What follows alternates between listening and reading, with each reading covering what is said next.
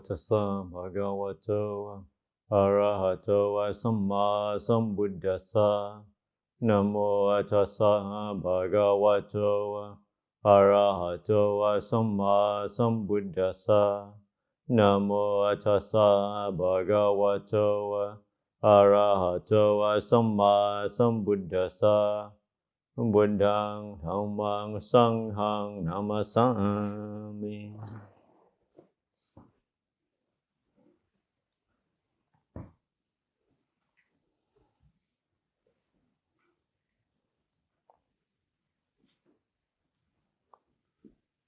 So we're here and weather is getting cooler. This is 18th or 19th of June. Yep. And getting a bit closer to the rains, and just reflecting on different things happening this week. And the thing was to bring to mind was, it was nice to have Ajahn Dhamma back with us for a few months. Wasn't so sure, but it was good to do that. And I was just kind of meditating, see what comes up, as a theme of Dhamma talk tonight. I thought maybe continue a bit with the similar thing with the reading, as well as taking in what Lumpur said last week. It's kind of sometimes when we're reading the books, the Dhamma, about Dhamma terms, about letting go, being peaceful, being calm at the same time. Sometimes it could appear that there's a paradox in these teachings. We're told to let go, to be at peace, but also to kind of treat this life, the Dhamma practice, as if one of the stimuli I remember seeing is like walking with a bucket full of oil to the tip of the rim. You make any mistake, there's an assassin behind you. He's going to cut your head up if you spill any oil. You have to be so mindful, and that's how you should treat your Dhamma practice. The moment-to-moment mindfulness. It's like, well, it sounds pretty stressful. How can you be, relaxed and then be super mindful that you don't drop, a bit of oil on the ground? And I think so much of the Dhamma practice is about kind of internalizing it, seeing how that works, like it works for you. But first, I just want to say, sometimes, as monks, we get a lot of lectures from people visiting us. Every time they're making mistakes, like, oh, it's impermanent, Ajahn. See, that's what happened when I crashed the car. It's impermanent. It's not yours. So I just want to just say from the beginning that that's not an excuse to be lazy. It's not an excuse to be confused. No excuse not to show up on time. No excuse to do a bad job, because things are impermanent anyway. So I could just, do a really terrible job of painting. And you're monks anyway. You should be letting go and not worry about a bad painting job. While it might be true that we should be letting go, it's also a very bad karma not to focus and be mindful in the things. And I think as practitioner, our job, yes, we know that things are impermanent. We know that things are uncertain. But it's our job to be as stable as we can, to be dependable when others are depending on us.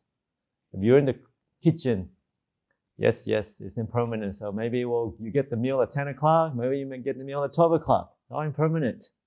Now, if you're in the kitchen cooking, it's good not to stir anxieties in other people, that you try to have the meal, as much on time as you can, knowing that, everything's under your control. Sometimes things come together and it's, you get it at 10.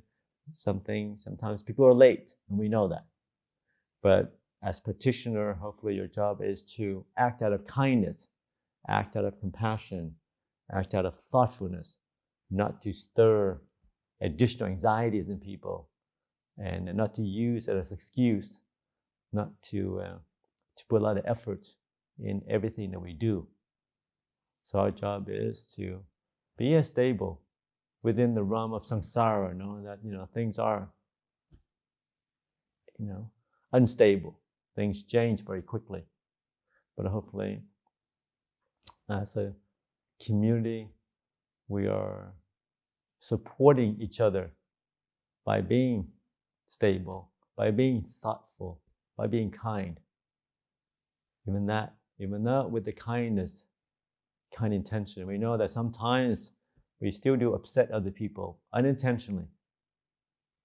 So hopefully the intention is always going towards gentleness, towards harmlessness, towards harmony. And the more we let go of a sense of me and mine, then the easiest for us to be thoughtful of others. As I say, trying to remind people here over and over again, when we get out of the way, when our self, our desires, our wishes, our distraction or confusion, when we get that out of the way, sorted out, then what's left is awareness, is present. That we can, when we put our issues down, we can look around the room and see that there is other people in this room. There's other people experiencing suffering, other people who need a bit of kindness and attention. So when we sort out our issues, we actually can be there for other people. And what's left is kindness and gentleness, is thoughtfulness. But if we're consumed, obsessed about our own issues, then we just can't be there for others. So much of the Dhamma is, and that's where we understand the no-self. As long as you get out of the way, and then what's left is the kindness, gentleness.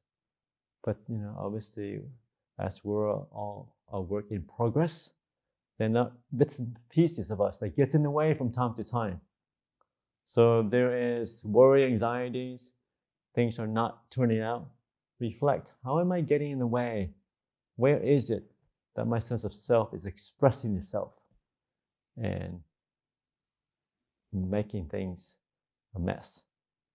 How do I get in there? It's usually there's a self in there, there's a wanting, there is a craving in there somewhere. So a lot of times, so much of the Dhamma is, yes, we read these words about letting go, about mindfulness. We read the words about greed, hatred, delusion. But as practitioner, hopefully our job is to try to see that, to know as much of it as you can, to study how is it hatred, how is dosa, how does it manifest in my mind in the present moment? And how can I find way to lessen that? And what does it mean, metta? We go on metta. We end it, when we write letters, hi, how are you? We end it with metta. And then we use these words over and over again. Sometimes they lose their meaning. What is metta in you? How do you see metta in others? And how to express this idea of friendliness, well-wishing, of acceptance to others? How do you see it in yourself? How do you see it in others? What does that feel like as an experience? Not just a word. Because sometimes people have, big argument. And they say, oh, when you be well, they don't mean it, but they say it anyway. Because I'm Buddhist, I'm supposed to say that. No. How do we internalize it? How do we, live the Dhamma instead of just reading about it and just kind of imagining? So much of it is trying to make the Dhamma more authentic. to see these things in our mind in the present moment. What does anxiety feels like? To study that. And I also encourage people always to study yourself. This is what it's like. This is the kind of an experiment.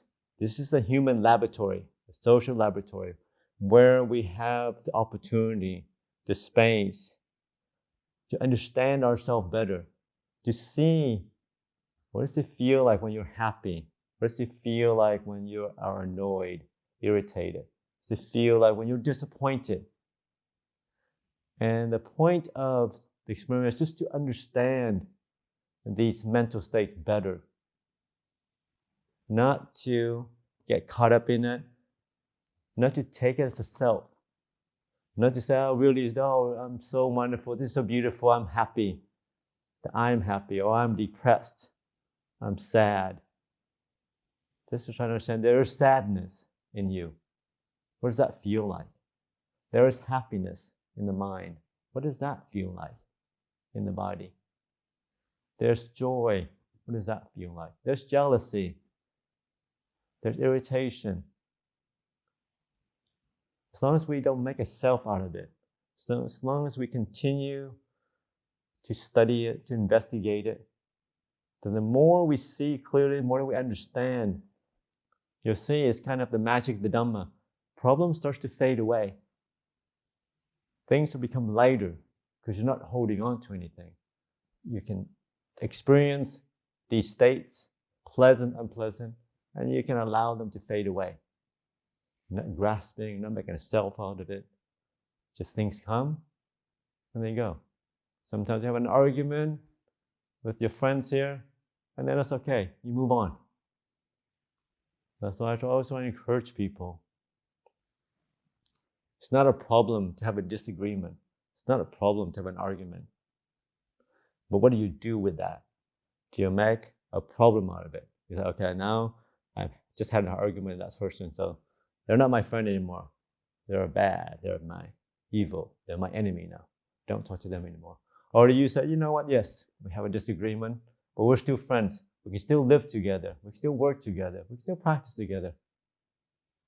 I'm still your friend, even if I don't agree with everything you say. I still want to support you. I still have friendliness towards you. Even if you did a terrible job painting, I still accept you for who you are. And even if you crash the car, not too often, I still accept you for who you are. I still appreciate. I still do love you in a way as family. And that is the practice. I'm not saying it's easy, but something that we have to continue to try to do every day. Every day will bring up a sense of friendliness, a sense of calmness, a sense of kindness to yourself and then to others. And like I said, it is a practice because the more you do that, it's like a muscle. The more you do that, the easiest to have this feeling of kindness and gentleness and acceptance towards others. But anything is a habit. The more we start to fall into the habits of fault finding, of getting irritated, hold on to that, then the mind gets used to it. And every time you see somebody do something, you get irritated very quickly because you're being kind of giving into that. You've been practicing that. You've been indulging in that. So then it's easier to get angry more and more so. Then all of a sudden you're the angry one because you're making a self out of it. So it's good to understand that, yes, there's anger that rises in the mind. There's irritation that rises in the mind from time to time. And with anything, that fades away. So it's good to keep also back to, a sense of balance, a sense of openness. And that's kind of where you resolve the paradox, where seemingly contradictory qualities come together. And it's kind of odd, but the more aware we are, the more mindful we are, then it's easy to let go. That's the funny thing. If you're aware, see clearly, things arise, they pass away, you don't hold on to them. It's the fact that we are not seeing clearly, that we keep holding on to things,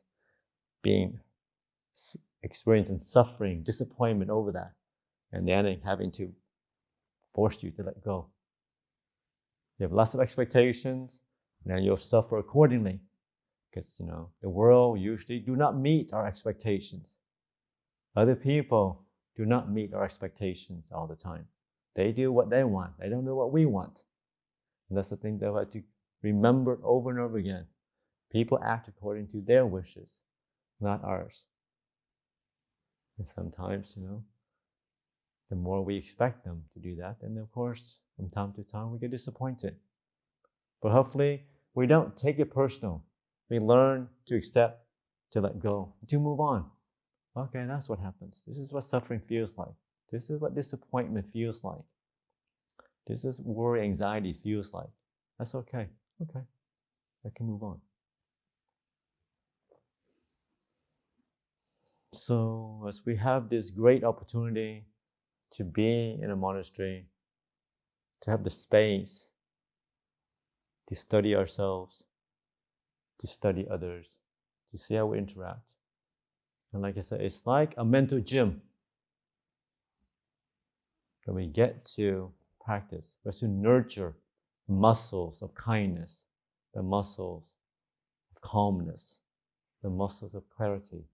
And the more we incline towards that, like I said, after a while, you build up strength. You build up a sense of clarity naturally. Day by day, it starts to build up. And you'll find that's easier. The mind is brighter, clearer, more calm. And life is not a burden anymore.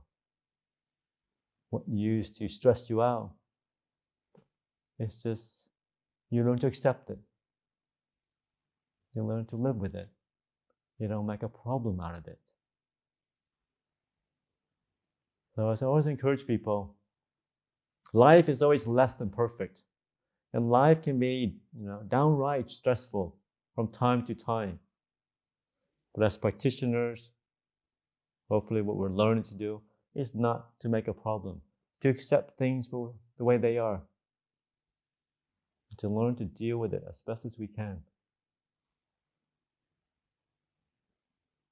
I'm just kind of what I say. Some people say, well, I'm a strategic optimist. I am kind of unabashed, eternal optimist. We as humans have the ability to understand, to investigate, to solve our problems, to transcend sufferings. As long as we don't forget that, remember over and over again. And that's what, the teaching of the Buddha points to. Each and every one of us has the potential to realize, Nibbana, to transcend suffering in this lifetime. As long as we don't give up, as long as we continue the path of practice.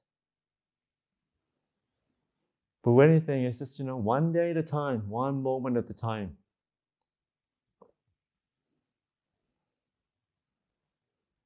To always incline towards wholesome qualities, or to incline away from unwholesome qualities. And that sometimes it takes awareness, that takes energy, takes a bit of courage sometimes, takes a lot of faith. You don't really know this is working, but you know what? That's also what the Buddha said. This is what the meditation masters said. So the Ajahn said, so I'm going to devote my time and energy into this. Let's see what happens.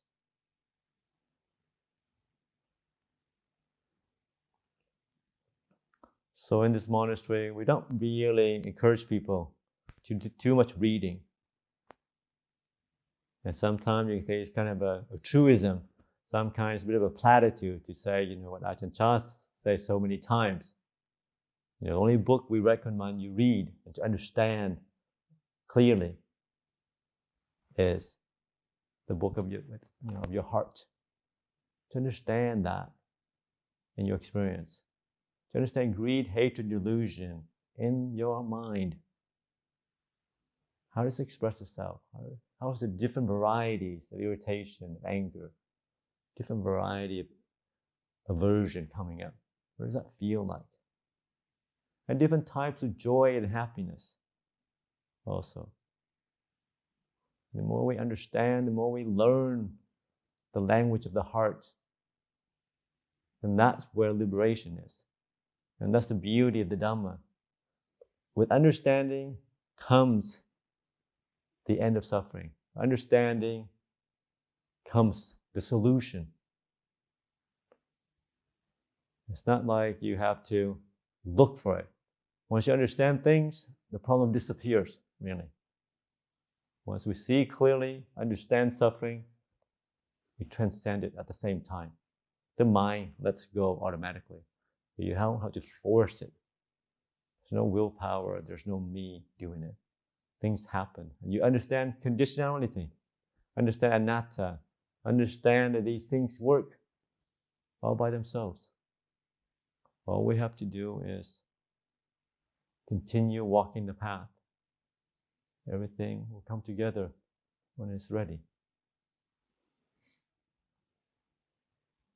So as we gather today on the Saturday night, hopefully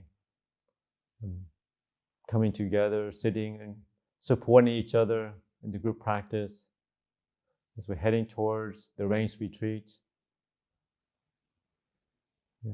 Hopefully we are nurturing the wholesome qualities, building up the muscles of kindness, muscles of calmness, muscles of clarity, and the muscles of wisdom.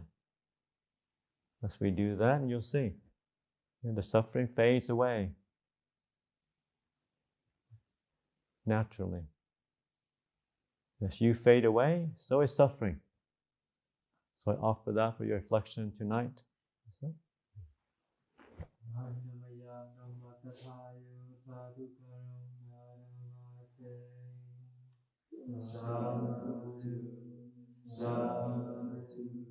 Sadhu, sadhu, sadhu,